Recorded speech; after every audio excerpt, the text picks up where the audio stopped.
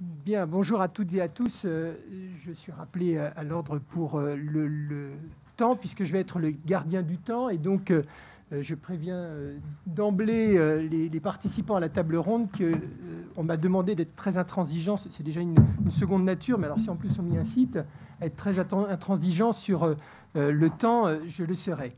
Bien, nous abordons donc cet après-midi de nouveaux ateliers. Je vais me charger d'introduire celui-ci en commençant peut-être par présenter celui qui a eu l'audace de prendre la parole. Donc Franck Picot, directeur académique départemental. Ça peut étonner qu'un directeur académique puisse s'inviter à des assises pédagogiques. C'est peut-être parce que autrefois j'ai été aussi enseignant et inspecteur d'histoire-géographie, mais c'est surtout aussi que cela permet de montrer que tous les niveaux d'enseignement sont concernés et que tous les acteurs de l'éducation nationale sont impliqués dans cette action qui nous permet de former et d'informer. Une thématique cet après-midi un peu singulière par rapport aux habitudes que nous avons peut-être des formations qui ont lieu au mémorial de la Shoah, et pourtant une actualité importante nous a conviés à travailler autour de cette thématique du complot et d'essayer de comprendre comment l'enseignement de l'histoire peut être un outil de lutte contre les théories du complot. Pourquoi est-ce que effectivement ce sujet est d'une brûlante actualité? Pour rappel, en mai 2014, il y a eu une étude Ipsos qui a étudié ou en tout cas interrogé 1500 individus de 15 à 65 ans et qui a mis en évidence que un Français sur 5 croit à l'existence actuelle des Illuminati, qui regrouperaient donc les principaux dirigeants de la planète. Et d'après plusieurs études, cette proportion atteint plus du tiers des lycéens aujourd'hui. Et cette enquête a été confirmée depuis les attentats de 2015. Donc, face à ce type de croyance, il n'existe pas pour les enseignants de réponse uniforme. Et les professeurs sont souvent capables d'élaborer leurs propres réponses, mais parfois ils sont amenés à en combiner plusieurs. Donc face aux questions, voire même aux certitudes de leurs élèves, il importe que ces enseignants soient correctement armés sur ce sujet, évidemment, comme sur les autres. On l'a vu pendant les attentats de janvier, puis de novembre 2015, les théories les plus folles ont fleuri dans les têtes des jeunes, comme des moins jeunes d'ailleurs. Alors évidemment, quand on est enseignant, rien de très neuf, puisque dès 2001, on avait vu apparaître les mêmes billevesées concernant le 11 septembre. Et si on remonte plus loin dans les temps et dans les modalités d'enseignement, on voit bien que lorsque l'on aborde l'assassinat du président Kennedy en 1963, on continue à voir prospérer des théories les plus fallacieuses ou farfelues. Enfin, même depuis le début du XXe siècle, avec le protocole des CH de Sion, ce faux rédigé en 1901, qui se présente comme un plan de conquête du monde par les juifs et les francs-maçons, renaît régulièrement de ses cendres, et on voit des étudiants, des lycéens, parfois même des collégiens évoquer ce document. Donc la théorie des complots est vieille évidemment comme l'information, mais ces exemples nous permettent de saisir surtout les modes de fonctionnement de la pensée complotiste. Ces modes de fonctionnement complotistes reposent sur trois éléments majeurs, en tout cas tels qu'on peut les repérer. C'est tout d'abord le principe que l'interprétation commande le fait. Dès lors qu'il y a complot, on trouvera des indices. Et parce qu'il y a complot, la validité de ces indices sera contestée. Et le fait même que l'on conteste cette validité peut devenir, dans l'esprit des tenants du complotisme, une preuve même du complot. On voit aussi dans ce mode de fonctionnement qu'il y a la contamination entre l'univers de la fiction et celui de la réalité. Et c'est cela qui ouvre souvent au complotisme une porte d'entrée dans la culture adolescente et dans la culture de masse qui se veut beaucoup plus distrayante. Et puis enfin, ce mode de fonctionnement souligne l'importance du fait réel pour légitimer la réalité du complot. Alors évidemment, le complotisme est un terme forgé plutôt récemment pour caractériser une manière assez ancienne de voir l'histoire. L'histoire est alors considérée comme le produit d'un complot ourdi par une ou plusieurs personnes, un ou plusieurs groupes. Et on remarque qu'il y a autant de complotisme que de groupes auxquels on prête évidemment le double pouvoir de mener à la fois l'histoire et de masquer leur action. D'ailleurs, auparavant, on n'utilisait pas forcément le terme de complotisme, on parlait de conspirationnisme, pour désigner une croyance selon laquelle les grands événements historiques auraient pour origine l'action occulte d'un groupe qui serait évidemment au pilotage. Donc la question du complotisme, outre qu'elle est un souci pour de nombreux enseignants, est directement aussi en lien avec la mobilisation qui a eu lieu de l'école pour les valeurs de la République. Elle peut d'ailleurs contrecarrer, voire contester ses propres valeurs qui ont été à un moment discutées, développées, argumentées auprès de nos élèves. En effet, le complotisme peut remettre en cause, premièrement, la citoyenneté.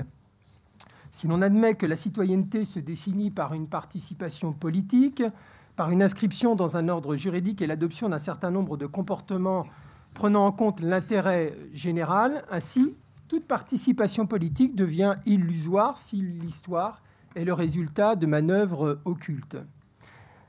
Ce complotisme conteste aussi la démocratie représentative, puisque la tâche essentielle des responsables politiques serait de nous cacher la vérité.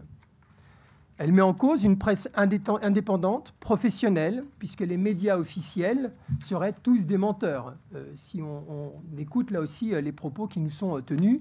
D'ailleurs, on constate dans la bouche de nombreux lycéens que l'internaute en saurait plus que les journalistes, qui auraient eux-mêmes adopté une certaine éthique. Cela interroge évidemment aussi la compréhension du pluralisme, puisque la confrontation des opinions dans la sphère démocratique ne serait qu'un masque, une apparence, histoire de cacher justement des réalités plus dures à faire passer. Et puis enfin, cela interroge la place de l'État, puisque pour les complotistes, celui-ci n'est aucunement émancipateur et il ne représente pas l'intérêt général. Alors, ne nous y trompons pas, les enseignants eux-mêmes et l'institution scolaire dans son ensemble sont des officiels dont il faut dénoncer les propos. Et pour nombre de complotistes jeunes, les enseignants, je suis désolé, je vais en heurter quelques-uns, mais vous êtes trop vieux déjà pour avoir eu accès à la véritable information, puisque eux, Internet, c'est un média qu'ils maîtrisent parfaitement, ils savent aller fouiller, ils vont trouver la vérité, qui sera évidemment leur vérité. D'où l'importance, et c'est ce que nous allons essayer de montrer dans cet atelier, de se documenter, de s'informer, de trouver une réponse la plus rigoureuse possible, qui évidemment s'intègre dans le temps long de la démonstration.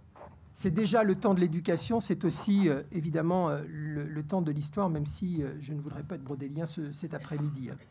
C'est aussi évidemment la voie la plus difficile. La méthodologie de l'histoire doit pouvoir être expliquée, appréhendée, comprise, pour essayer de montrer que l'analyse des faits, des sources, est sans doute le point obligé, le passage obligé pour avoir une vérité sur les faits énoncés à partir justement de ces informations fiables. Il faut donc, et c'est peut-être tout l'enjeu, distinguer les faits et l'interprétation. Et cela, c'est primordial. Alors c'est ce que vont, je pense, en tout cas je l'espère, tenter de montrer nos intervenants. Permettez-moi de les présenter. Je suis évidemment heureux de retrouver Hubert Struck. On s'est connus dans une autre académie. Vous êtes professeur d'histoire-géographie au lycée des Arènes à Toulouse et vous êtes également formateur et coordonnateur régional du Mémorial de la Shoah pour le sud de la France. Et vous nous parlerez d'antisémitisme et complotisme à l'ère des réseaux sociaux. Et là aussi, on voit l'importance de ce média. Marianne Châtaignier, vous êtes enseignante en histoire-géographie au Collège Auguste-Renoir à Asnières-sur-Seine. Et Mathias Dreyfus, vous êtes vous-même aussi enseignant et vous occupez depuis septembre dernier le poste de chef du département des ressources pédagogiques au Musée national d'histoire de l'immigration en qualité de professeur détaché. Beau poste, belle chance. Et vous avez soutenu une thèse d'histoire à l'EHESS portant sur la construction des sources de l'histoire des Juifs en France. Et on voit bien le deuxième aspect, l'importance de travailler sur les sources et peut-être leur utilisation ou leur manipulation. Et puis nous terminerons par Monsieur Leluerne. Vous êtes directeur aux ateliers Canopée de Beauce, vous êtes enseignant aussi, et vous intéressez particulièrement à la culture du numérique sur nos sociétés et comment justement notre citoyenneté, notre démocratie peuvent avoir affaire avec l'esprit critique et au complotisme. Et vous évoquerez un sujet interrogateur quand on le lit, comment je me suis trompé. Et donc, cela permettra de conclure ces présentations. Alors, je vais être très rigoureux puisque nous avons un temps très limité. Donc, vous avez 20 minutes. Et 5 minutes avant ces 20 minutes, je vous préviendrai qu'il ne vous reste que très peu de temps.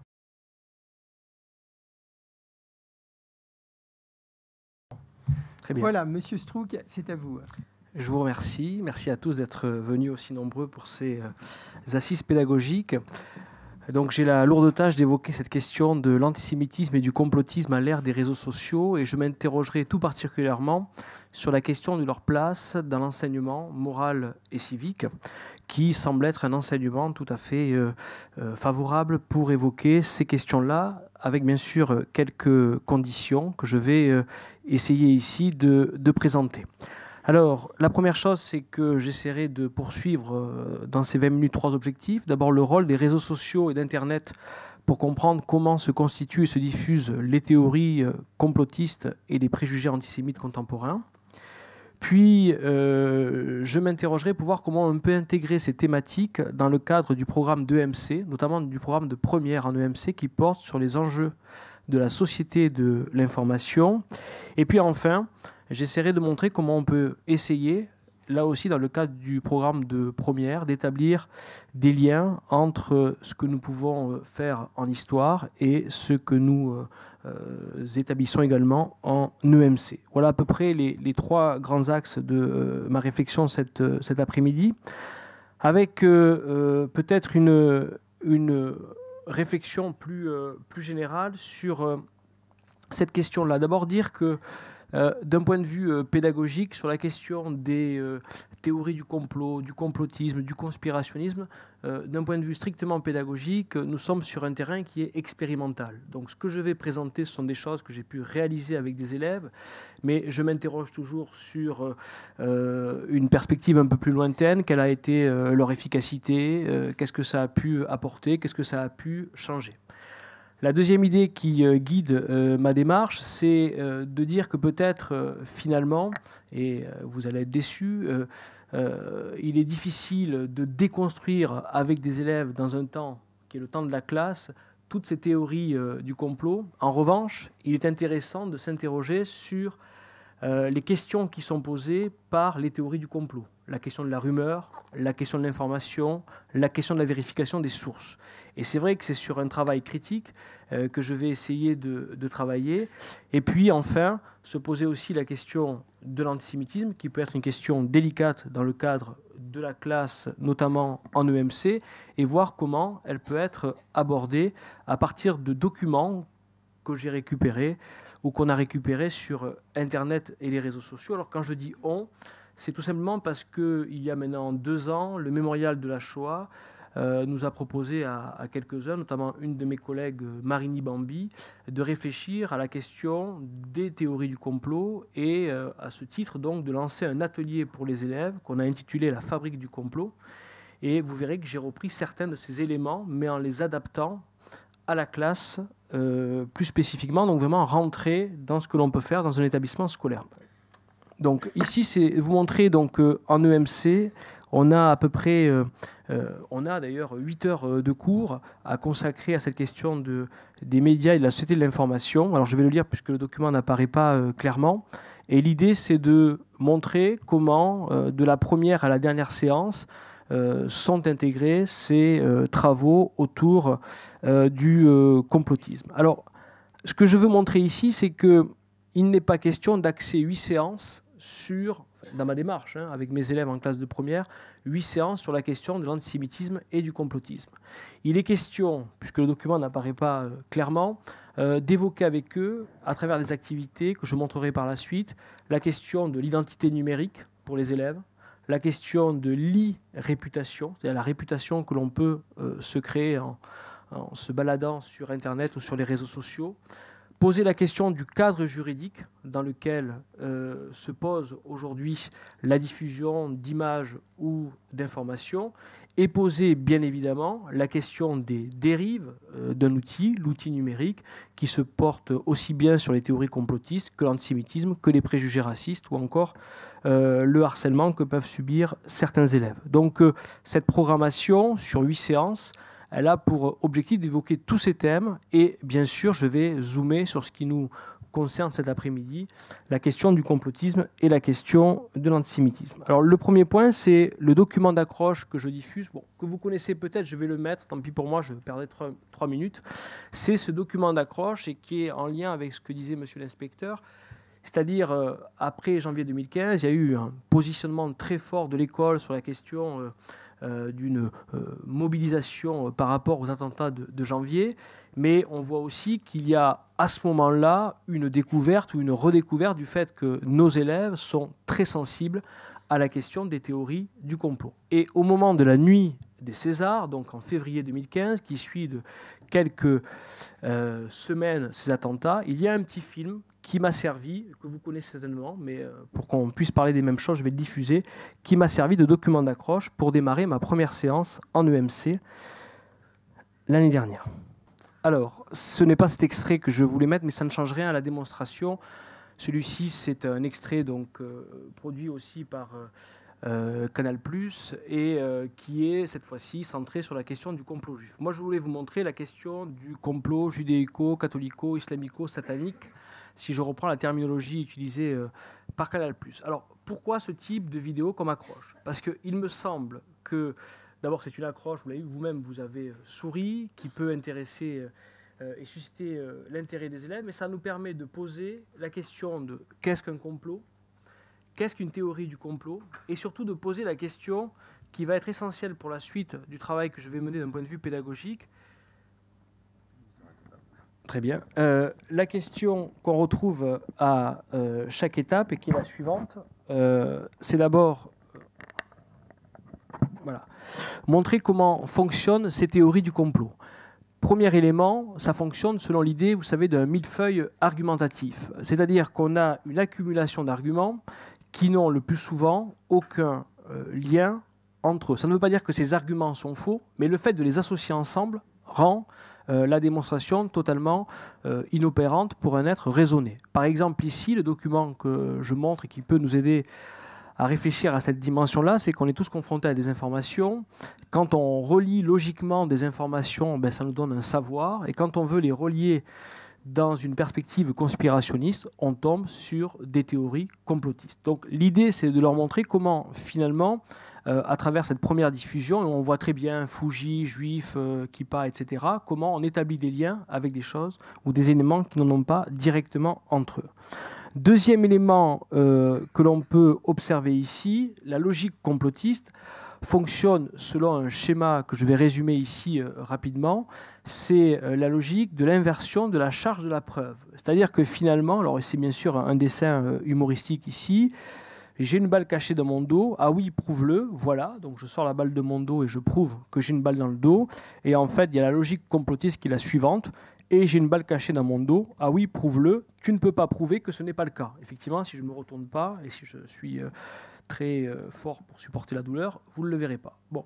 Donc cette question-là est aussi posée dans la façon de mener une démonstration de la part des théories complotistes. Et enfin, le dernier élément que soulevait monsieur l'inspecteur, c'est la question de la recherche de boucs émissaires dans les théories complotistes, ce qui d'ailleurs établit une différence avec le complot. Et cette première séance, après avoir présenté la séance de MC, permet aussi de poser la question du vocabulaire qu'on va utiliser pour les séances suivantes, c'est-à-dire ce qui relève du complot, d'accord, et puis ce qui relève des théories complotistes, où on a ce millefeuille argumentatif, l'inversion de la charge de la preuve, ou encore le bouc émissaire. On peut trouver bien sûr d'autres éléments, mais ça peut être des éléments qui viennent illustrer le petit film qui a été diffusé. Bon, voilà comment est lancée la première séance. Et donc la deuxième séance va être construite un petit peu différemment. Alors je ne vous diffuserai pas le film, mais je vois que certains prennent des photos. J'imagine que c'est pour moi. Non, je plaisante évidemment. C'est pour les documents qui se diffusent derrière, mais je donnerai le lien acquis de droit donc, pour que vous puissiez accéder au Prezi. Ici, je démarre sur une vidéo d'un arrêt sur image de 2015 Donc ça, c'est la deuxième séance de travail avec les élèves. Je l'ai expliqué, l'idée étant maintenant de réfléchir sur rumeurs, sources, informations. On part d'une émission d'arrêt sur image de 2015 qui va durer à peu près 3 minutes, où un journaliste part d'une information publiée sur un site et démontre qu'en fait, cette information vient d'un site d'extrême droite et qui va, ce site-là, donc très précisément, mettre en accusation et développer des théories du complot par rapport au mois de janvier. Donc on diffuse ça avec les élèves, on voit quelle a été la démarche de l'auteur, et à partir de la démarche de l'auteur, voici une activité que nous avions créée dans le cadre de l'atelier que je soulignais. On va utiliser avec les élèves des postes informatiques, tout simplement, leur demander de sélectionner par rapport à l'actualité 2 images à partir de la fiche de travail proposée ici, et ces 2 images, de les positionner dans 2 moteurs de recherche, TinEye et Google Images, et à partir de 2 images de l'actualité, 1, de retrouver la source, 2, de retrouver le point de vue. C'est-à-dire que l'idée pour eux, c'est de montrer qu'une même image, à partir du moment où j'ai identifié la source d'où elle vient, à partir d'une même image, je peux aussi avoir des lectures différentes de l'image, mais pour cela, je dois m'interroger sur l'origine du site et, on va dire, les idées défendues par ce site internet. Donc voilà les 2 activités. Bon, je pensais qu'on aurait... ah oui, aussi, je crois que voilà, j'ai pas fait ça. On aurait ici une visibilité plus importante. Donc la deuxième séance consiste réellement à s'interroger sur ces éléments-là et à poser la question qu'une information possède au moins 2 caractéristiques essentielles. Elle a un auteur, exemple ici le journaliste, une source authentifiée, généralement précisée par le journal qui la publie, lequel se porte garant de cette information. Elle est vérifiable, d'accord ? La rumeur, tout au contraire, n'a pas d'auteur. Elle peut s'avérer être exacte, mais elle n'a pas d'auteur. Elle circule souvent très vite, mais elle n'est pas vérifiable. Donc vous voyez, à la fin de la deuxième séance, à travers cette activité et ce deuxième document d'accroche d'arrêt sur image, qui est cette fois-ci tiré d'une émission de décryptage des images, on essaie de s'interroger sur ces éléments-là. Alors après, je passerai très vite, faute de temps, mais je vous montre une 3e et 4e séance. Donc ça, c'est sur 2 séances. C'est la question de l'identité numérique à partir d'une infographie donc, qui d'ailleurs avait été éditée par le ministère, ici. Donc, que signifie évoquer l'identité numérique avec les élèves? Et ensuite, je leur donne donc une série de sites, vous verrez, aussi bien sur la question de maîtriser mes données, la question du traçage des élèves, et à la fin, le travail qui est mené en autonomie est le suivant: à partir des sites proposés, rédiger une fiche conseil ayant pour thème comment gérer mon identité et ma e-réputation numérique. Alors, bien sûr, ça vous semble très éloigné, évidemment, des théories du complot, j'expérimente, mais mon idée est la suivante, c'est que je travaille sur rumeurs, sources, informations, sur la e-réputation ou l'identité numérique des élèves, parce que finalement, ces questions sont fortement en jeu sur des discours extrêmes qui sont les discours complotistes et les discours antisémites. Alors ça, c'est 3e et 4e séance. Et enfin, voilà, puisque c'est quand même ce qui nous réunissent cet après-midi, c'est ces 2 documents que nous avons récupérés. Alors le deuxième document, 5 minutes, le deuxième document, je vais donc aller très vite, le deuxième document est un document d'un certain David Dees, d'accord, qui est un suprémaciste américain, et je ne mentionne pas d'ailleurs aux élèves l'auteur de la source ni le site, parce que je ne vais pas aussi alimenter donc un site antisémite et complotiste, et parallèlement, mais je leur dis que c'est tiré de ce type de site, et ensuite donc le Juif et la France, donc, qui est une affiche de 1941, donc liée à l'exposition qui porte le même nom. Et ici, alors on travaille cette fois-ci sur une déconstruction. Alors l'idée que j'ai évoquée, je vous montre la fin du prédit, ici. L'idée est la suivante, c'est qu'on agrandit ces documents sur des affiches couleurs, d'accord ? Donc les 2 documents, on fait travailler les élèves par groupe et on leur demande de déconstruire. Et on est parti d'un principe, déconstruire, c'est découper. S'il y a millefeuille argumentatif, c'est que celui qui a composé cette image a fait des liens ou a établi des liens avec des choses qui n'ont pas réellement de lien entre elles. Donc on demande aux élèves de découper les principaux symboles, bien sûr de les analyser, d'où le lien entre l'histoire et l'EMC, et de montrer que finalement c'est une construction pour désigner un bouc émissaire ici. Donc on voit d'ailleurs très bien la thématique suprémaciste avec cette étoile de David et les flammes du Ku Klux Klan, et qu'on peut assimiler à d'autres éléments. Je montrerai juste ceci pour aller très vite. J'aurais voulu passer plus de temps sur la démonstration et montrer son intériorité, mais il y a à la fois antériorité et modernité, et on voit très bien ici comment ces sites-là s'inspirent aussi de jeux vidéo ou de l'imagerie de ces jeux vidéo. On peut poursuivre, je ne l'ai pas fait avec ce document-là, mais on a aussi... Alors, je voulais aussi montrer ceci, c'est que dans des formes d'antisionisme radical, ce même document qui vient d'un site suprémaciste américain que j'ai cité ici se retrouve sur d'autres sites qui mènent a priori d'autres combats, sauf que j'ai agrandi ici. L'étoile, vous voyez bien, elle n'a plus ce côté flamme qu'elle avait donc dans le premier document, mais c'est une étoile de David plus classique avec un Z de sioniste, et c'est la même imagerie qui se balade donc de réseaux sociaux en réseaux sociaux. On peut aussi utiliser, je ne le ferai pas ici faute de temps, montrer que cet antisémitisme, pardon, j'avais mis la musique bien sûr, hein, passe par les grandes séries télé ici, hein, voilà, l'autopsie du vrai, hein. Il ne faut jamais se fier aux apparences, la vérité est toujours cachée, pardon. On le voit ici, à travers un tweet et une composition antisémite. Et donc ça fait partie des séances que l'on mène ensemble. Bon, ça s'est arrêté, mais il y a d'autres images que je souhaitais montrer. Alors je sais que le temps va être limité, mais peut-être pour évoquer les dernières images, ça me servira ici de conclusion, étant donné que le temps est limité. C'est l'enjeu ici, c'est qu'à travers ces quelques activités, la dernière d'ailleurs, c'est sur le cadre légal, hein, je ne l'ai pas montré ici, mais vous l'aurez sur le Prezi, c'est montrer comment on peut travailler sur qu'est-ce qui est au fond autorisé ou pas quand on utilise les réseaux sociaux. Et l'idée finalement est la suivante, c'est à travers ces activités, l'antisémitisme, le complotisme, travailler sur la question de la rumeur, de la source, travailler sur la question de l'information, travailler sur la question des réseaux sociaux, travailler sur la question de la légalité, sur la question de la réputation que l'on laisse sur Internet, des traces que l'on laisse sur Internet, et finalement, comme le disait monsieur l'inspecteur, renforcer aussi cette idée de citoyenneté et surtout d'un usage responsable du numérique. Voilà, je vous remercie.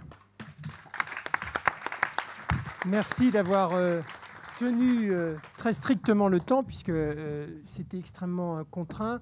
C'est toujours très frustrant, j'en suis désolé, mais vous retrouverez l'ensemble des documents à disposition avec le site du mémorial.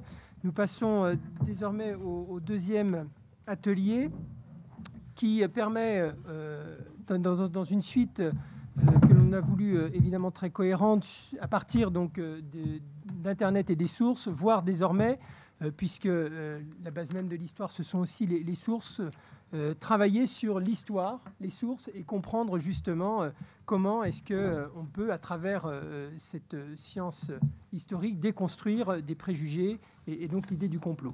Donc même challenge pour vous, 20 minutes, et on vous laisse la parole.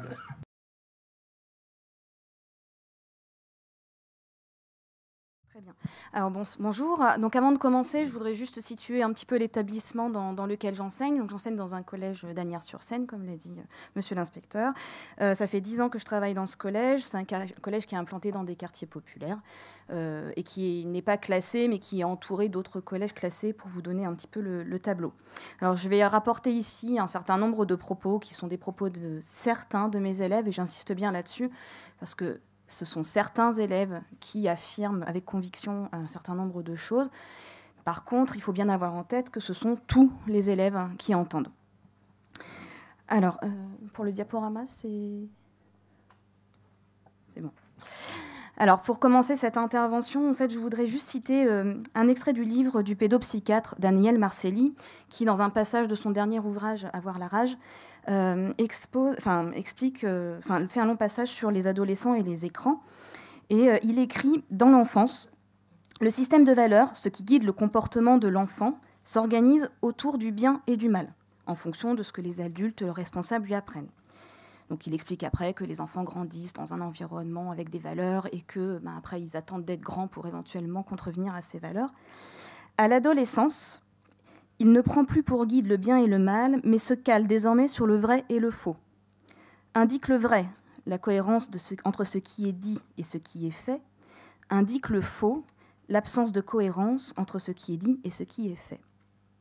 Et évidemment, les sites complotistes fleurissent sur ces incohérences, qu'elles soient réelles ou supposées, incohérences qui paraissent nombreuses pour nos adolescents, qui sont en plus à un âge où ils sont très instables. Donc évidemment, ces sites leur parlent, d'autant plus qu'ils ne font pas forcément beaucoup confiance aux adultes à cet âge-là. Et à titre d'illustration, je voudrais juste vous dire ce qu'une de mes élèves m'a dit là, cette année en septembre au cours d'un débat que j'avais organisé au sujet de cette idée de complot et de théorie du complot. Elle a répondu à un de ses camarades qui disait que c'était de la manipulation de la pensée. Elle lui a dit « Tu dis qu'ils nous manipulent avec leurs vidéos, mais moi, je pense qu'ils nous aident à comprendre le monde. » Alors, je voudrais quand même nuancer cette idée de bien et de mal et de vrai et de faux dont parle Daniel Marcelli, parce que j'ai eu aussi l'occasion d'avoir des discussions assez musclées sur les Illuminati. Un élève m'a dit un jour, donc, au cours de cette discussion, où on a dérivé donc, sur la franc-maçonnerie, « Mais madame, les francs-maçons, c'est une force maléfique qui cherche à nous détourner du bon chemin. » Donc là, on revenait sur un champ lexical qui était plus sur le bien et le mal.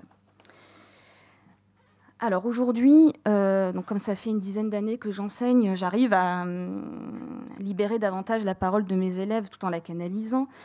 Donc il n'est pas rare que j'entende ce genre de propositions, telles que celles que je vous ai citées. Alors qu'il y a 5 ou 6 ans, je pressentais que l'idée de complot n'était jamais très loin, mais ce n'était pas encore très, très clairement exprimé chez les élèves. Il est arrivé, par contre, qu'un élève s'écrie dans un cours « triangle », comme un signe de ralliement avec ses camarades. Alors autant vous dire qu'il y a 5 ou 6 ans, quand j'entendais ça, je me dis « mais qu'est-ce qu'il raconte ?» Je ne comprenais pas d'où ça venait. Donc maintenant, on est beaucoup plus avertis et on voit bien donc, que c'est un symbole qui est associé aux Illuminati. Donc, pour nous, enseignants, qui avons pour mission de faire vivre les valeurs de la République et de permettre aux élèves de se les approprier, on voit bien que nous nous heurtons quand même, chez certains élèves, à une autre culture commune à un petit groupe ou un plus grand groupe. Et cette culture commune, c'est la croyance dans la ou les théories du complot. Alors, pour essayer de remédier à cela, je pense qu'il est assez inutile de simplement leur dire ce que tu dis est faux, il faut que tu me trouves des preuves, ça ne marche pas, ça c'est sûr. Et il faut essayer de voir les choses sur le temps long. Alors, il y a 6 ans est né un projet qui n'était pas directement en lien avec la théorie du complot. J'ai décidé de monter un parcours éducatif et culturel en association avec le Mémorial et avec le Musée d'art et d'histoire du judaïsme, parce que j'avais de façon récurrente des remarques sur les juifs lorsque j'abordais l'histoire du nazisme et de la Shoah. Et donc assez vite, j'ai essayé de trouver des solutions pour que l'enseignement soit plus apaisé. Évidemment, parmi les préjugés qui couraient, le juif qui complote pour dominer le monde. Alors, dans le cadre de ce projet, de ce parcours, j'ai fait participer mes élèves à une visite atelier au Musée d'art et d'histoire du judaïsme qui s'intitule « Stéréotypes et préjugés ». Et c'est une visite au cours de laquelle ils s'interrogent sur la façon dont les stéréotypes et les préjugés peuvent naître et sur la façon dont une société peut s'en emparer de façon plus ou moins consciente. Mais avant cette visite, je tiens à leur faire un autre parcours, qui est un parcours intermusée entre le Musée d'art et d'histoire du judaïsme et l'Institut du monde arabe, et qui s'appelle « Culture en partage, juifs musulmans ». Alors, ce parcours, il avait été créé il y a une dizaine d'années pour montrer ce qui était commun aux deux religions, puisqu'on était plutôt sur des questions, de conflit entre les juifs et les musulmans à l'époque. Donc, il a été créé pour montrer qu'il y avait des choses qui étaient qu'il y avait beaucoup de choses qui étaient communes aux deux cultures, aux deux religions, et donc ça permet aux élèves de découvrir ces points communs, tout en, évidemment, gardant aussi la spécificité de chacune des religions, évidemment. Alors, le point fort pour eux à l'issue de la première demi-journée au musée d'art et d'histoire du judaïsme, c'est la réalisation d'une main grâce à la technique du métal repoussé. Alors, cette main, les élèves l'associent en général à la main de Fatma. D'accord ? Et en fait, ils découvrent lors de la visite que c'est un symbole universel qui a été utilisé depuis la préhistoire et avant les musulmans par les juifs. Donc ça peut paraître anecdotique de commencer un projet à l'année là-dessus, mais il faut avoir en tête que pour mes élèves, aller au musée d'art et d'histoire du judaïsme, ça ne va pas de soi, ce n'est pas forcément naturel, ce n'est pas évident. Donc ils y vont, et c'est vrai qu'à la fin de la première demi-journée, ils sont vraiment heureux. J'utilise le mot vraiment en ayant conscience de ce que ça procure chez eux. Ils sont heureux d'avoir produit cette main. Et donc, ça nous permet de retourner au musée une deuxième fois sans qu'ils traînent les pieds. Ils sont dans une relation déjà un peu plus de confiance. Alors, je ne vais pas détailler tout le projet, ça n'aurait pas d'intérêt ici. Par contre, il est réinvesti dans les cours d'histoire. Et par exemple, l'atelier stéréotypes et préjugés, il y a un très bon dossier pédagogique que vous pouvez trouver sur le site du musée d'art et d'histoire du judaïsme, dans lequel on trouve ce document. Donc, lorsque j'aborde l'histoire du nazisme, je présente ce document aux élèves. Qui est un ouvrage pour enfants qui date de 1938, un ouvrage allemand, et qui s'appelle Le champignon vénéneux. Donc, je ne décris pas la couverture, vous pouvez constater par vous-même les stéréotypes qui sont utilisés et l'idée que derrière le champignon, en fait, on a un juif, et puis derrière un champignon, il y en a plusieurs autres. Donc on a un peu l'idée du complot qui apparaît sur cette couverture, avec le juif qui est partout et qui empoisonne le monde de façon insidieuse. C'est bon ?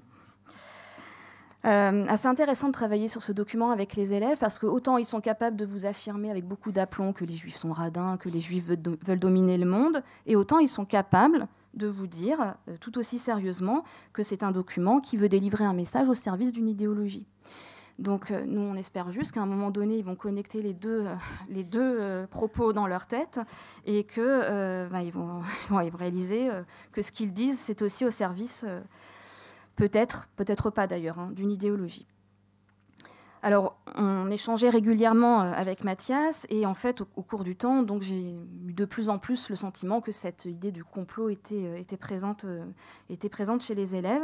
Et à titre d'exemple, une fois, quand je suis allée visiter le Mont Valérien avec les élèves, dans la chapelle du Mont Valérien, il y a des poteaux d'exécution qui ont été retrouvés dans la clairière et qui sont exposés. Et de la même façon, j'ai des élèves qui m'ont affirmé que c'était n'importe quoi, que c'était pas possible.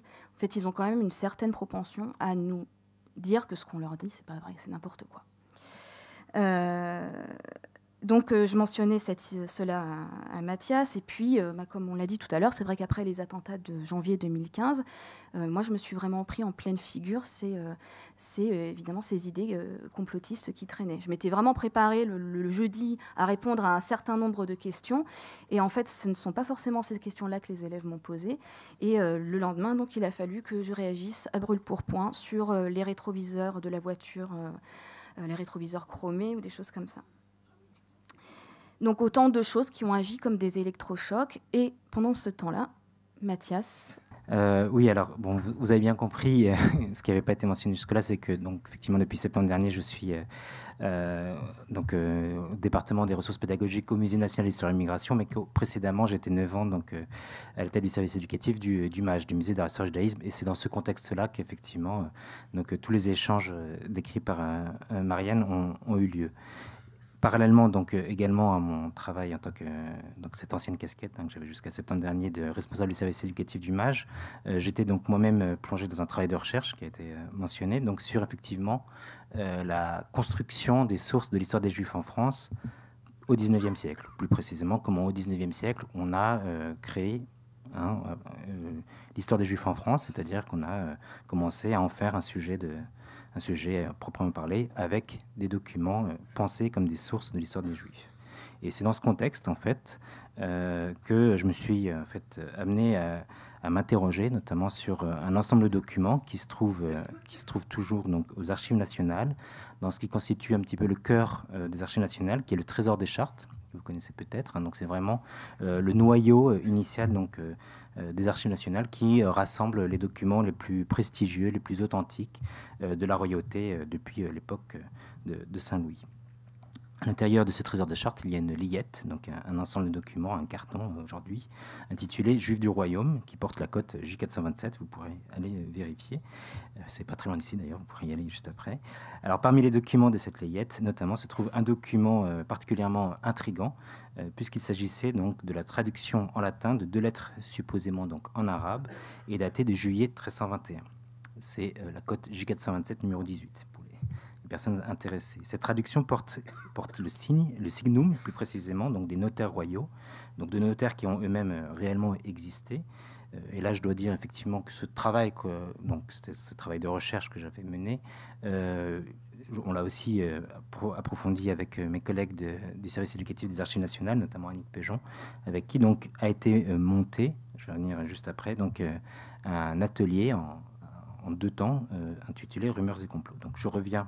Voilà, vous avez la description ici. Donc ce document, traduction encore une fois, de l'arabe en latin, avec des signes d'authenticité, donc portant donc à la fois des signatures de notaires royaux, ainsi qu'un sceau donc de la commune de Mâcon, lui-même parfaitement authentique.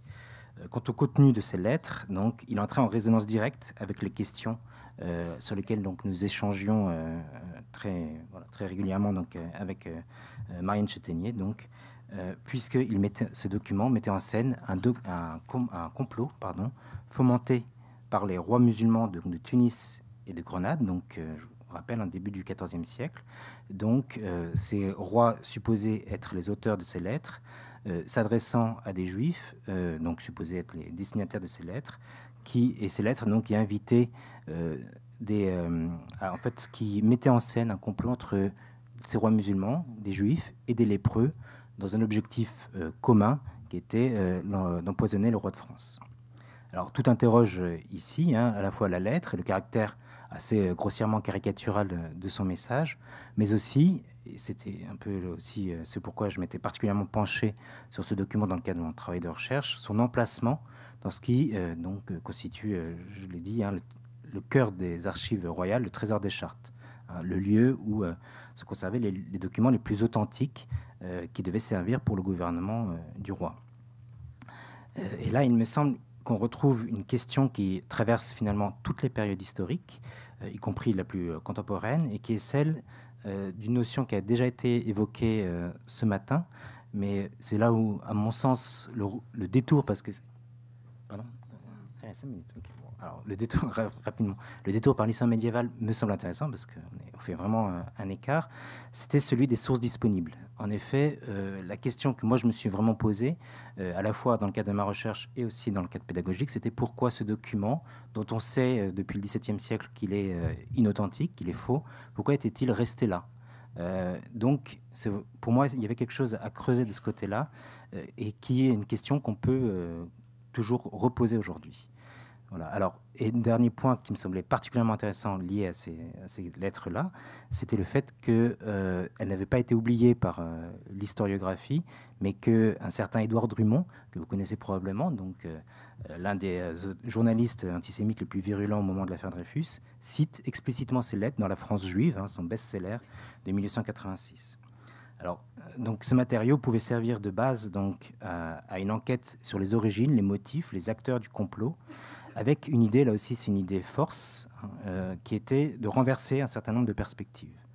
À l'antagonisme que l'on souligne souvent aujourd'hui entre juifs et musulmans, était ici en fait substituée l'idée d'une alliance secrète, reposant notamment sur la proximité linguistique entre les rois musulmans de Tunis et de Grenade et des juifs, puisque la lettre était censée être donc, en arabe à l'origine, donc avec l'idée que aussi bien juifs que musulmans pouvaient comprendre cette langue. Également d'autres références dans le texte de ce document qui faisaient référence à la Pâque chrétienne, Pâque juive, là aussi, ça permettait de retisser un lien entre des événements donc, propres à chacune des religions. En d'autres termes, donc, ce qui nous a guidés dans la création de cet atelier en 2 temps, donc l'un aux Archives nationales, au plus proche du décryptage du document, avec Annick Pejon, l'autre au MAGE, donc au contact des collections patrimoniales, permettant de recontextualiser la présence juive médiévale et les circulations culturelles entre juifs, chrétiens, musulmans. C'était bien précisément la possibilité de montrer que le complot finalement renvoyait aussi à la société, et derrière l'idée d'une opposition, d'une mise en accusation, il y avait aussi la possibilité de finalement retrouver des liens, et c'était un petit peu ce qui nous a toujours occupé au MAGE, hein, donc ce qui m'avait toujours occupé au MAGE, à savoir mettre en avant le dialogue interculturel. Alors, je laisse. Voilà, je vais aller vite pour... Je vais aller vite pour terminer. Donc en fait, avant d'aller faire cette visite atelier, j'avais fait une séance préparatoire avec mes élèves qui m'avaient l'air assez prometteuse, puisque je les avais interrogés sur la notion de rumeur et la notion de complot, et je trouvais, vous regardez les cartes mentales qui sont au tableau, cartes mentales, peut-être pas exactement le mot, mais qui sont au tableau et que j'ai photographié, il y avait des choses qui étaient assez intéressantes dans ce qu'ils ont dit. Et en réalité, donc j'y suis allée avec une classe de 5e, puisque c'est en 5e qu'on travaille sur le Moyen-Âge, et ça a été une non-réussite, cet atelier. En fait, je pense que c'était beaucoup trop complexe pour des élèves de 5e. Il y a des paramètres extérieurs aussi qui sont liés au fait que c'était la fin de l'année, etc. Mais je crois que le travail était beaucoup trop complexe, et le travail d'enquête au musée des Archives, qui est passionnant, aurait demandé beaucoup plus de temps, parce que finalement, ça a été un exposé de la conférencière. On en a reparlé. Peut-être qu'il faudrait investir les élèves sur chaque acteur de ce document, les faire travailler en groupe avec un moment de restitution. Enfin, c'est encore à réfléchir. Et en classe, j'ai essayé de faire une séance de restitution qui m'a montré à quel point très très peu de choses étaient restées de cette séance, et qui m'a montré surtout la difficulté des élèves à s'exprimer et à expliquer quelque chose de très complexe, puisque la théorie du complot, c'est quand même quelque chose de très complexe et de très alambiqué. Donc ils y croient. Ça, c'est révélateur, en fait. Ils y croient, mais ils sont bien en peine d'expliquer tout ce qu'il y a derrière et quels sont les objectifs. Donc, pour conclure, je peux conclure ? Pour conclure sur une note un peu plus positive, donc ça fait, ça doit être la 6e année que je travaille donc sur ces questions de stéréotypes, de préjugés et maintenant de complot. Et effectivement, sur le temps court, on ne voit pas le résultat. On ne voit jamais ce que les élèves ont compris de ce qu'on leur a, de ce qu'on a essayé de leur faire passer. Et ça m'arrive de rencontrer d'anciens élèves. Et d'ailleurs, j'aurais aussi éventuellement des anecdotes marrantes à vous raconter. Et là, on se rend compte qu'il y a des choses qui sont restées quand même. Et que donc il ne faut pas baisser la garde quand on a une élève qui il nous donne une explication du monde. Il ne faut pas hésiter, effectivement, à mon avis, à les déstabiliser un peu plus en leur donnant une autre explication et une autre représentation du monde. Et l'histoire est un bel outil pour cela, de formation à la pensée critique, à l'argumentation et à la compréhension du monde. Et j'insiste aussi sur le fait de sortir les élèves qui se sentent à tort ou à raison exclus d'un certain monde, celui dans lequel on vit nous. Et donc les faire sortir, les emmener au musée, les emmener à Paris. J'habitais à Asnières, mais il y a plein d'élèves qui ne vont jamais à Paris. Ils habitent à Asnières, mais ils ne vont pas à Paris alors qu'ils ont une station de métro juste à côté. C'est aussi leur montrer qu'ils ont le droit de venir dans ce monde-là. Et voilà. Et le travail en partenariat avec les institutions culturelles ou d'autres institutions, ça me semble aussi précieux, parce que c'est dans l'échange, comme ceux qu'on a eus, qu'on avance et qu'on progresse. Je vous remercie. Merci de vous être plié à cet exercice-là aussi, et merci de la très grande honnêteté qui est la vôtre de dire le résultat aussi, parce que ça n'est pas toujours simple de se dire que le résultat obtenu auprès des élèves n'est pas celui qu'on escomptait. Et malgré tout, c'en est un autre. Ce n'est pas forcément cet objectif-là, mais c'en est un autre qui est obtenu, et il n'est pas des moindres, vous le disiez à l'instant. Dernier exposé, avant que nous puissions échanger quelques mots sur, là aussi, une dimension citoyenne proprement parlée de l'échange et de ce que peut porter le discours conspirationniste ou complotiste dans cet échange porteur d'une valeur aussi citoyenne.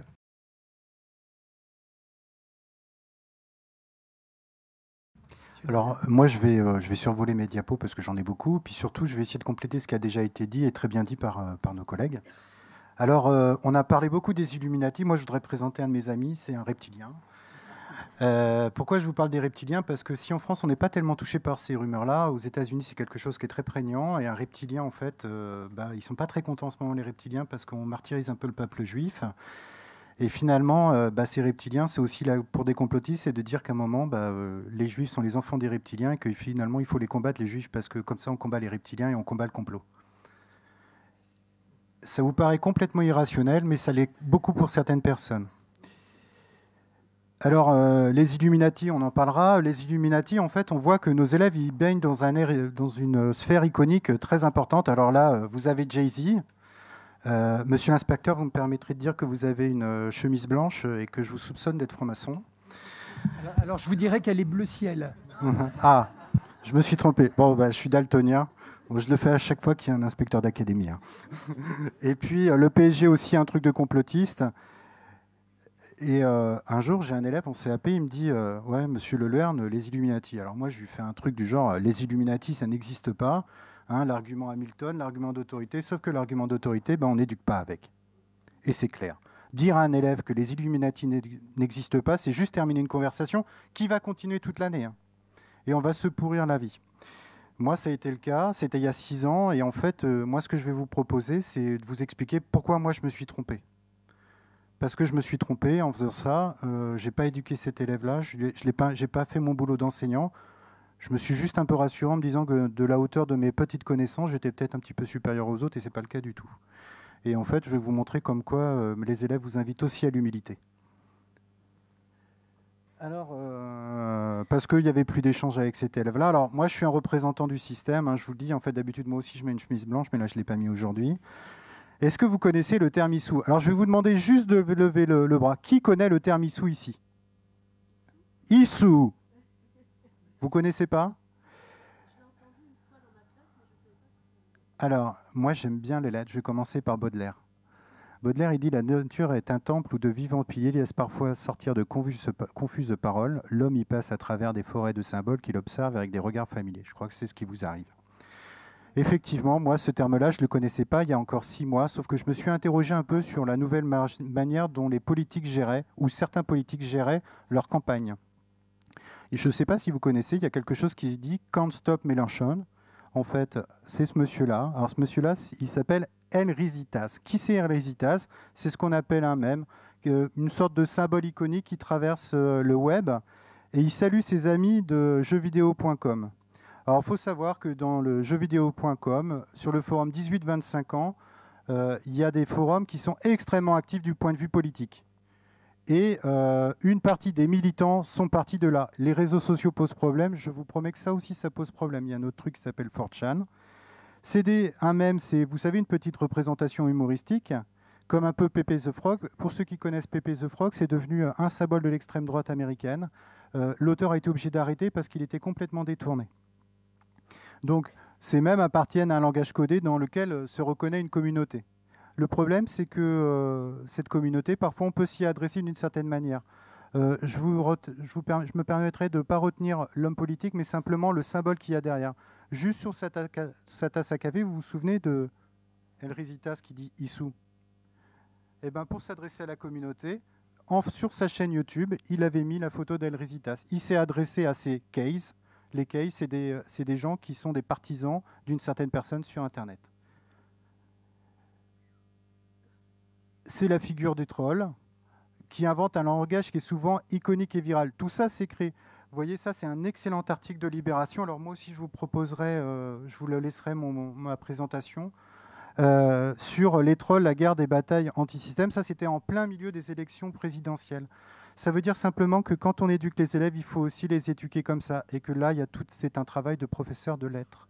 Il y a une représentation, il y a des figures de style, il y a une rhétorique. Et effectivement, si je devais rentrer dans les gros mots, Bernstein dit qu'il y a un code élaboré, un code restreint. En fait, ce code élaboré pour les jeunes est restreint pour nous, puisque la plupart du temps, on ne le comprend pas. C'est le même phénomène que la collègue a eu tout à l'heure quand il y avait le triangle. Et effectivement, il y a aussi une forme de militantisme. Alors, ce n'est pas la première fois que je fais cette présentation. Là, je ne l'ai pas annoncé sur Internet. C'est simplement pour vous dire que Reopen 911 m'aime beaucoup. Reopen 911, c'est des gens qui pensent que le 11 septembre, en fait, c'est un complot. Et systématiquement, quand vous intervenez sur ce genre de choses, en fait, ils vont s'adresser à vous parce que ce sont des militants. Et on parlait tout à l'heure du millefeuille argumentatif. Ne commencez pas une conversation avec eux, vous n'arriverez pas au bout. Ou faites-le à plusieurs. On n'est pas spécialiste en tout. Et effectivement, moi, je ne suis pas, par exemple, spécialiste en métal. D'accord ? Donc, je suis incapable de vous dire pourquoi les tours se sont écroulées. Par contre, je sais que ce n'est pas un complot. Mais j'ai un collègue qui m'a expliqué. Donc, il faut travailler avec les autres. Je crois que travailler sur le complotisme, c'est travailler en interdisciplinarité. C'est indispensable. Alors, il faut prendre aussi quelque chose, c'est qu'il faut qu'on arrête de penser qu'on est des êtres omniscients. Et ça aussi, c'est important, parce que, par exemple, sur WordPress, il y a 1440 posts par minute. Il y a 500 heures de vidéos qui sont postées par minute sur YouTube. Il y a 448 000 tweets. Vous ne pourrez pas répondre à tout, on ne peut pas répondre à tout, ou en tout cas, on ne peut pas répondre à tout seul. Ça, c'est quelque chose, ça a été tout le travail qu'il a fallu faire en avance pour me rendre compte un peu de ce qui se passait pour moi. Le savoir est multiplié par 2 tous les 7 ans. On prend 35 000 micro-décisions par jour. Ces chiffres sont hallucinants. Moi, je suis aujourd'hui directeur d'un atelier Canopé, je n'ai pas de secrétaire. Avant, il y avait une secrétaire. La secrétaire, c'était la mémoire. Je ne sais pas si c'est votre cas, mais c'est la mémoire. Elle traite vos dossiers. Quand vous avez oublié quelque chose, elle vous le rappelle. Ma mémoire, c'est ça, et c'est ça. Et parfois, c'est un algorithme. Donc, il y a en fait un double mouvement. Il y a un abandon de charge cognitive parce que je vais me reposer sur cet appareil-là. Il y a une illusion d'omniscience parce qu'il y a tellement de choses sur Internet que je pense savoir. Alors, ça n'a pas marché comme je voulais. Je voudrais juste vous dire que les algorithmes peuvent bientôt anticiper nos choix, optimiser nos vies selon nos habitudes. En fonction de notre profil, on va avoir certaines informations. Ça veut dire que si vous êtes sensible aux informations complotistes et que vos élèves sont sensibles aux informations complotistes, ils vont avoir dans le moteur d'optimisation qui est dit moteur de recherche qui s'appelle Google, des informations complotistes. Et il faut que nous, en tant qu'enseignants, on éduque à ça. Ça complète ce que tu as dit. Le danger, c'est l'homme automate. C'est bien aussi de faire de temps en temps un peu de philo.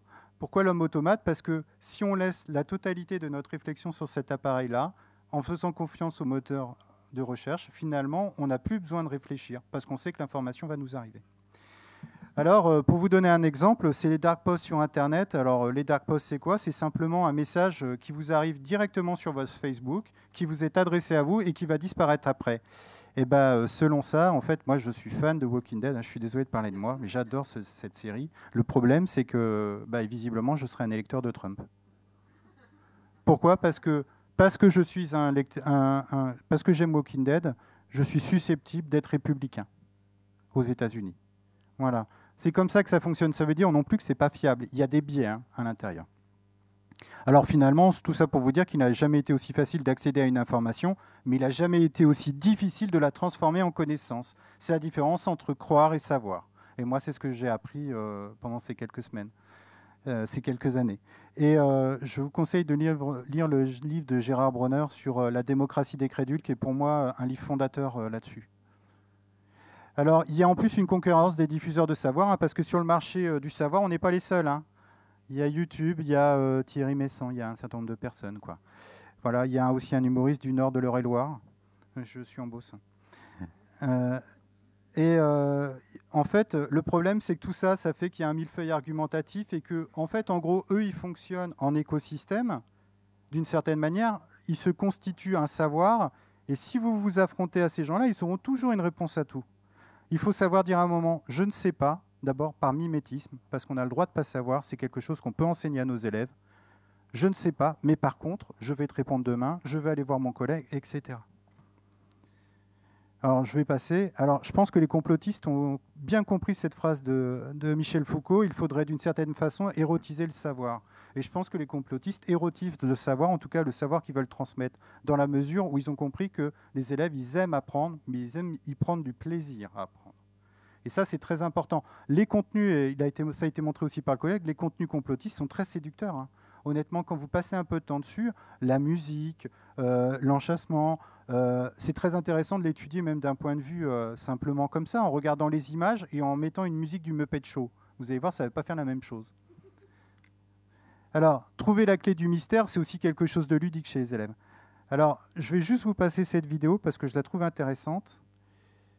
Oh, bon, bah tant pis, hein. Moi j'ai un truc tactile, hein, j'ai l'impression. En fait, cette vidéo, c'est simplement des formes qui bougent. Et quand vous posez la question aux gens, en général, ils vous racontent une histoire.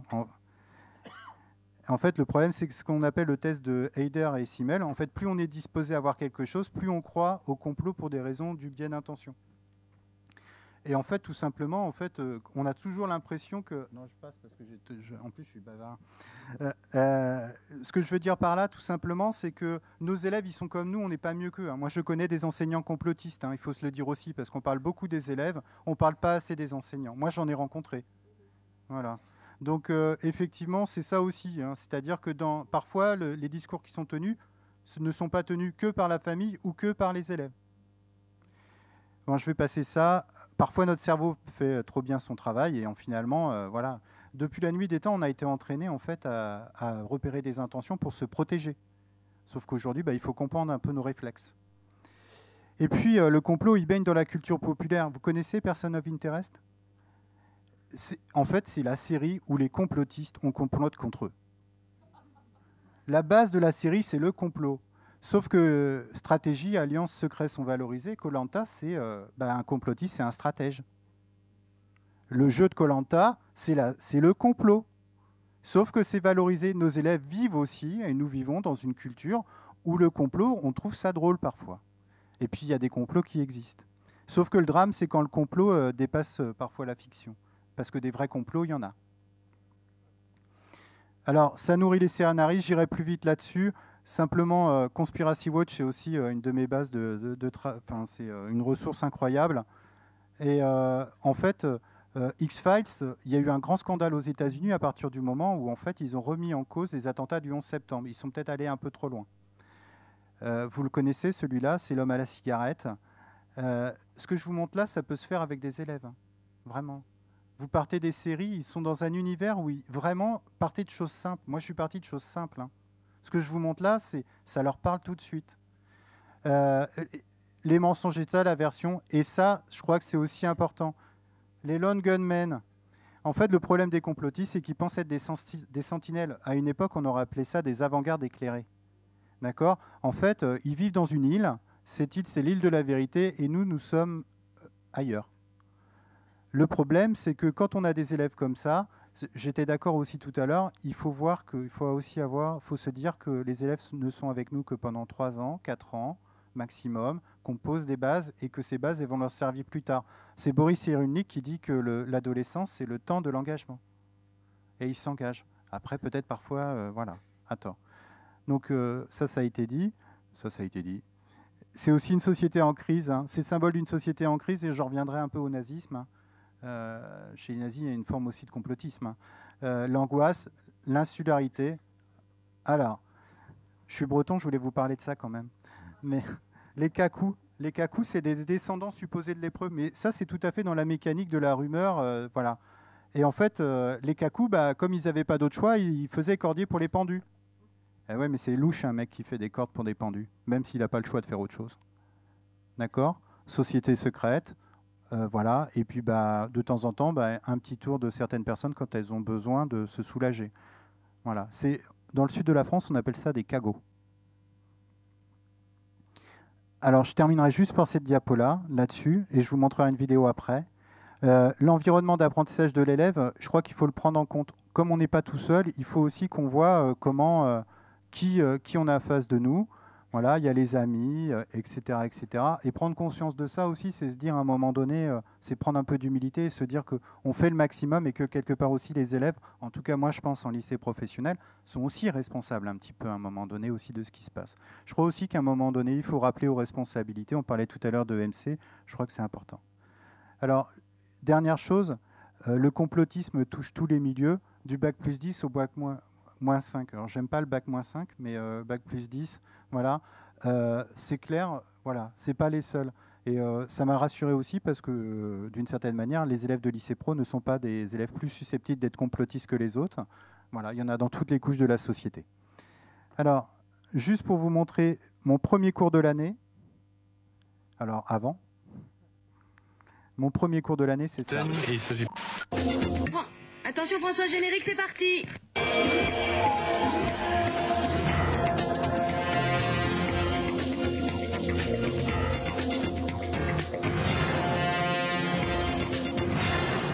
Bonsoir à tous. L'heure est grave. Excusez-nous pour cette interruption. Événement exceptionnel, moment exceptionnel. Nous devons en effet interrompre Question à la une pour vous présenter une page très spéciale du journal télévisé. La Flandre va proclamer unilatéralement son indépendance. Vous l'avez compris, le moment est important. En clair, la Belgique en tant que telle n'existerait plus. Les différentes rédactions de l'RTBF sont bien sûr ce soir mobilisées. Alors, je vais aller vite parce que je crois qu'il me reste 1 minute, même pas.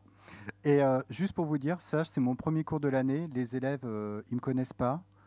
Ils ont confiance en moi et je commence par leur mentir.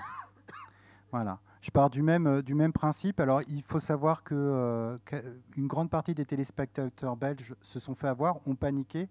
Et le problématique qu'il y a eu derrière, c'est qu'au bout, il a fallu attendre 30 minutes pour savoir que ceci n'est pas une fiction. On a déconstruit la vidéo avec les élèves. Alors, par exemple, là, il appelle, il fait ça. Un roi, il se met en colère en Belgique. Un roi conduit sa voiture en Belgique, etc. Et on voit qu'au fur et à mesure, en fait, les élèves se font avoir. Et surtout, on ne le voit pas là, mais la vidéo, elle est de... Je ne vais pas réussir à le montrer. Du 20 septembre, alors celle-là, elle est du 20 septembre 2014, j'en avais une un peu plus vieille. Et en fait, les élèves ne se posent pas la question. La première chose qu'ils regardent, quand ils regardent YouTube, ils ne regardent pas la date. Et je leur ai fait en 2016, le 5 septembre 2016. Et le cours, je le fais pendant 1h30 où je leur donne quelque chose qui n'est pas terrible en plus. C'est vraiment un cours embêtant, avec un questionnaire classique. Et à aucun moment, ils se posent la question, même chez eux, ils se disent, quand même, c'est gros, la Flandre indépendante quand même. On entendrait parler un petit peu. Et ça marche très bien. Et ce qui marche très bien aussi, c'est que les élèves, ils vous disent après, ouais, monsieur, vous nous avez eu, mais en fait, je l'avais vu, tout ça. Par contre, ce qui est intéressant, c'est quand on commence à la déconstruire, la vidéo avec eux, point par point, et qu'on leur fait reconstruire une vidéo derrière. Et je vous encourage à regarder un travail qui a été fait, je crois, dans l'Académie de Versailles, qui s'appelle Le complot des chats, qui est une vidéo vraiment excellente. Je salue le travail de ce collègue parce qu'il est vraiment, vraiment intéressante. Nous, on s'était arrêté simplement... à faire, et ce sera aussi dans ma présentation, à refaire sur la vidéo en mettant juste les indices, parce que ça m'a pris beaucoup de temps, beaucoup trop de temps d'ailleurs, je pense. Ça m'a pris 5 heures. Donc ce travail-là, effectivement, par contre, ça a été un acte fondateur. Les élèves ont appris aussi qu'ils avaient le droit d'avoir un regard critique. Alors par contre, ce qu'il faut leur apprendre absolument, c'est à faire la différence entre la liberté d'expression et la libération de la parole. C'est-à-dire que j'ai le droit de dire mon opinion, par contre, ça doit être contenu dans quelque chose. Et je pense qu'il y a 3, en tout cas, je soulignerai pour finir, 2 compétences indispensables du XXIe siècle. Le apprendre à apprendre. Ça, il faut absolument qu'on apprenne aux élèves à apprendre par eux-mêmes, parce que tout au long de la vie, il va leur arriver des choses comme ça. Et la deuxième chose, c'est la responsabilité sociale, y compris sur le web, où c'est très important de leur apprendre ça, parce que quelque part, quand ils diffusent une rumeur, un complot, etc., ça a des conséquences pour d'autres personnes. Voilà.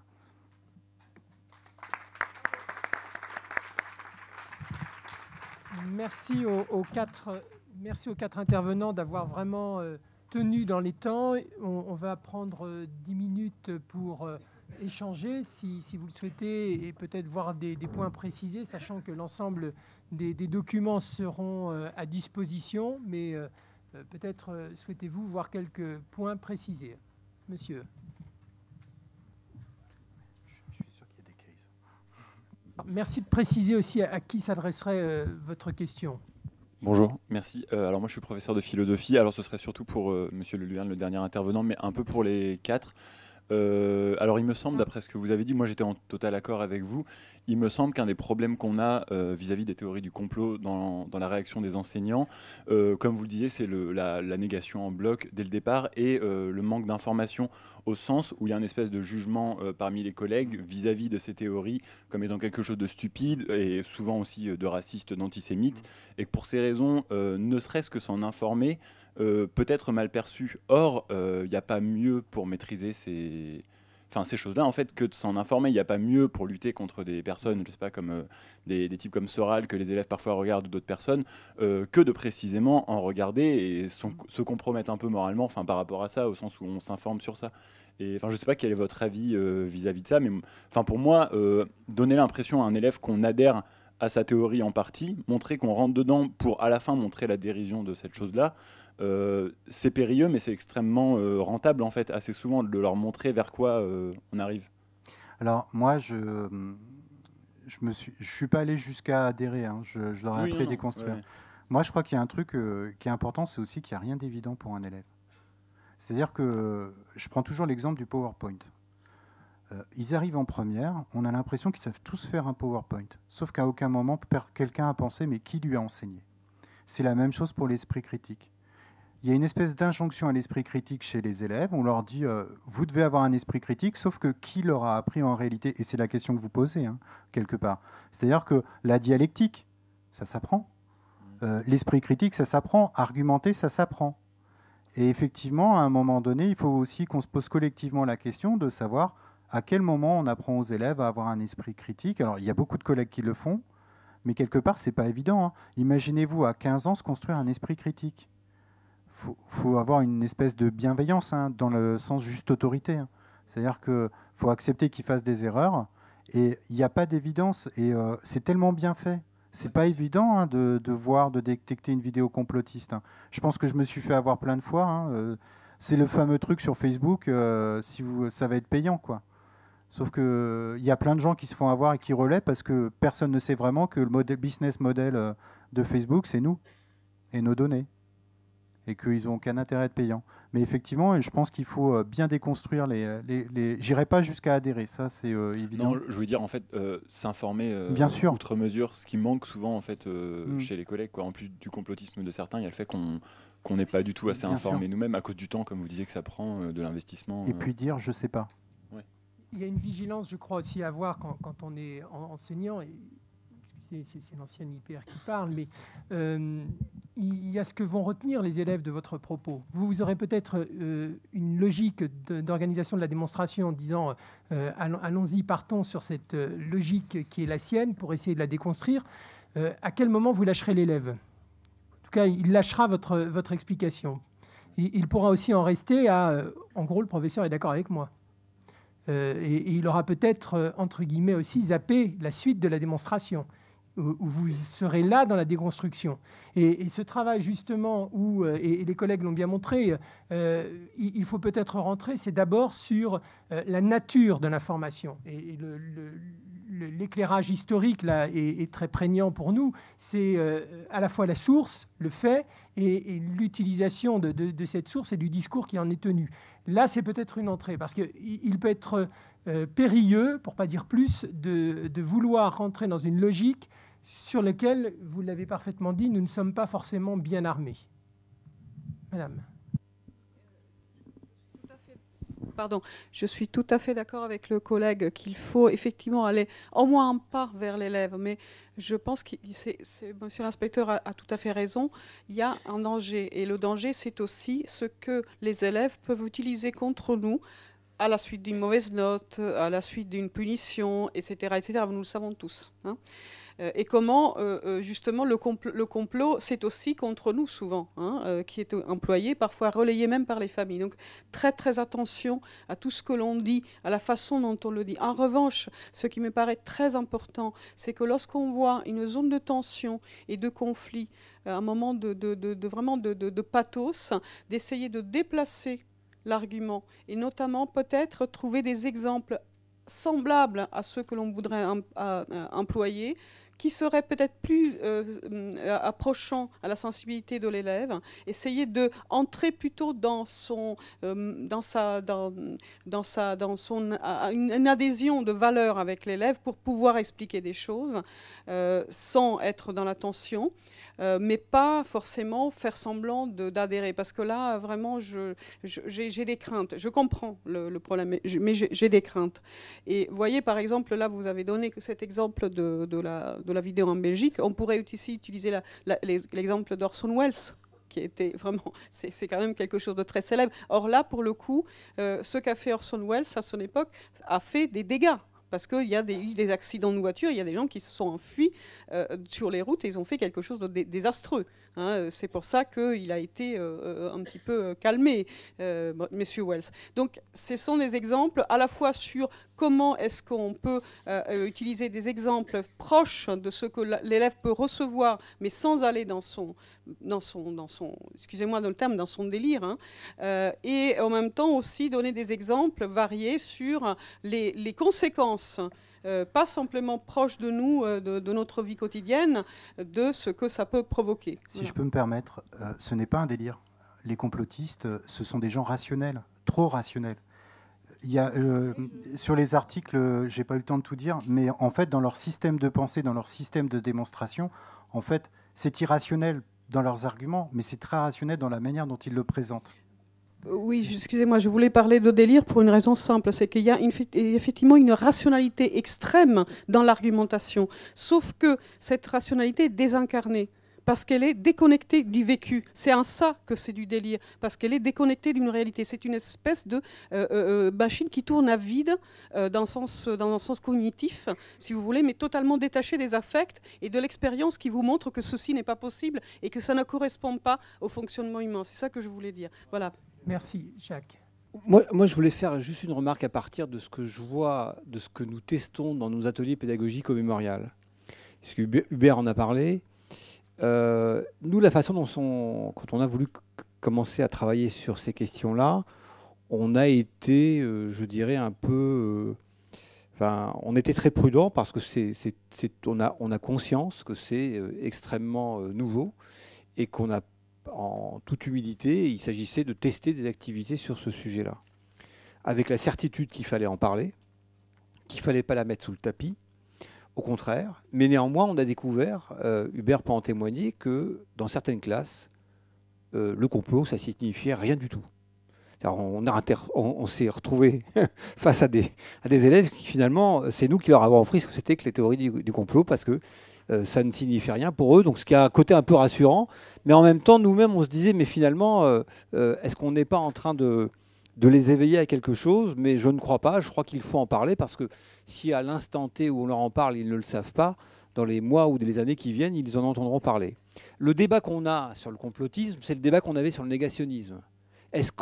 Comment est-ce qu'on répond aux négationnistes? Sur quel terrain on doit les combattre? C'est certainement pas en essayant de voir avec Forisson combien de gens on pouvait rentrer dans une chambre à gaz qu'on pourra avoir raison. Le complotisme, moi je crois que c'est ça qu'il ne faut pas perdre de vue. C'est qu'il y a un moment, c'est pas forcément l'argument qu'on doit discuter avec eux. Pourquoi est-ce que les tours sont effondrées ou pas effondrées? Vous avez raison, monsieur, de dire, mais nous, pour acquérir la compétence, pour expliquer pourquoi l'immeuble s'est effondré de telle manière et pas de telle manière, etc. Moi, ce qui me semble important, c'est d'abord, c'est de dire que le complot, c'est pas nouveau dans l'histoire de l'humanité.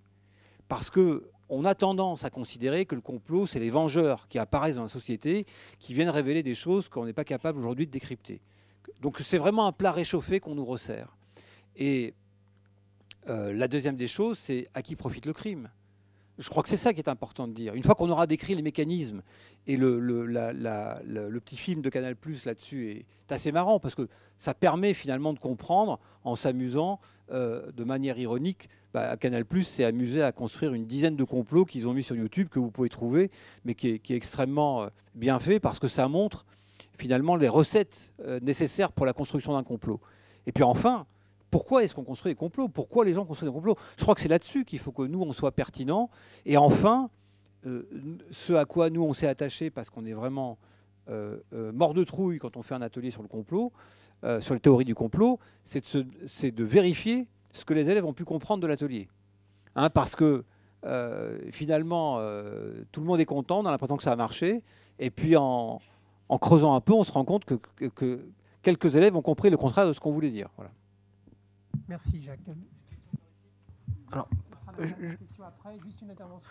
Oui, peut-être par rapport à ce qu'a dit M. Fretsch, vraiment, c'est la raison pour laquelle j'ai essayé d'insister dans mon intervention sur le fait qu'on se concentrait maintenant sur la question du fait, de la source, de la rumeur, enfin voilà.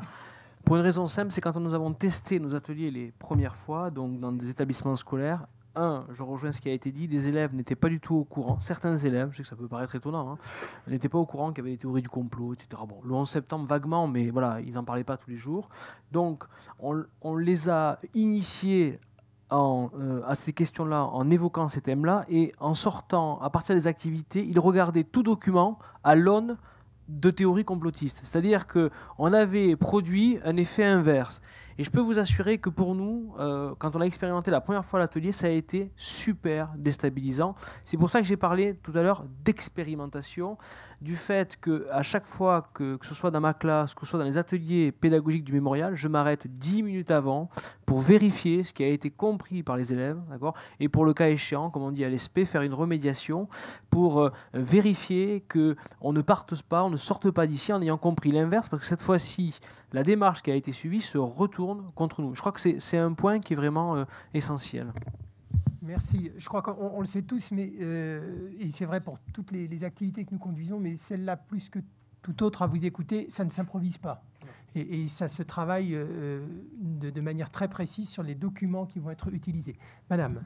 Alors, juste, je voulais remercier la deuxième intervenante d'avoir parlé d'échecs, parce que la première fois où j'ai fait la composition du tableau de Salomon, que j'utilise, elle est 6e, et que donc j'ai fait la composition du tableau en triangle, et que toute la classe a réagi violemment, je me suis retrouvée très bête. Donc ça rassure de pouvoir se sentir très bête. En fait, c'est justement suite à l'année dernière, quand j'ai amené des classes de 3e ici au mémorial, la guide leur a présenté l'antisémitisme qui apparaît dès le Moyen-Âge avec des documents. Et donc moi, je trouvais ça intéressant, et en fait, j'ai été plutôt déstabilisée par des questions d'élèves qui, au contraire, pour eux, vu que cette image date et se répète sur plusieurs siècles, c'est qu'elle avait un fond de vérité. Parce qu'elle dure malgré les siècles. Alors, est-ce qu'il y a des aides pour ça, pour aborder ce sujet et dire que même si une image, elle est prégnante, parce qu'elle se répète, on peut quand même la déconstruire. Voilà, je vous remercie. Merci pour votre question. Alors, ça, c'est pas la question la plus simple. C'est sûr. Courage pour y répondre en 30 secondes. Oula. Non, effectivement, c'est une question qui est extrêmement compliquée. Ça me fait penser à un ouvrage qui est paru il y a quelques temps d'une chercheuse polonaise sur le motif du sang. Vraiment très intéressant, juste parce que alors là, c'est le recours plutôt à ce qu'on pourrait appeler l'anthropologie historique, c'est-à-dire sur des motifs qui reviennent régulièrement. Alors, et ce qui est très compliqué, c'est de comprendre à la fois la permanence et les contextes locaux, on va dire, de résurgence de ces motifs. Dans le cas de l'antisémitisme ou de l'antijudaïsme, il y a effectivement des travaux qui font maintenant autorité sur le fait qu'on peut parler d'antisémitisme racial dès le XIIIe siècle, en tout cas qu'il y a cette idée qui est prégnante dans les discours théologiques dès le XIIIe siècle, mais ce qui est important, à mon sens, c'est vraiment de jouer sur les deux tableaux, c'est-à-dire vraiment expliquer pourquoi au Moyen-Âge on a ces images qui apparaissent, et pourquoi, par exemple, au XIXe siècle, ça revient. Le crime rituel, par exemple. Dans mon cas, alors sur ce document, c'était particulièrement frappant parce que Drummond n'est pas la personne la plus sophistiquée qui existe, et donc quand on le voit ressortir cette affaire des lettres donc de 1321 dans son ouvrage sur la France juive, c'est finalement très facile de démonter un petit peu les grands, le grand schéma, les ficelles, quoi. Dans d'autres questions type ce qui est lié au crime rituel, c'est effectivement un peu plus compliqué. C'est très chronophage parce que comprendre les mécanismes au Moyen-Âge, au XIXe siècle, c'est effectivement des contextes très différents. Alors, je ne sais pas si j'ai bien répondu, mais ça invite à vraiment approfondir, à creuser. Les contextes locaux. Moi, je ne peux pas vraiment répondre. Merci. C'est vrai que ça interroge beaucoup les récurrences et donc le contexte dans lequel elles sont utilisées, le message porté, parce que parfois sur un même document, le message est fondamentalement différent. Et donc c'est aussi la contextualisation du document et donc de la source qui est ici intéressante. Bien, nous sommes contraints d'arrêter. Merci aux intervenants et bon courage pour la suite.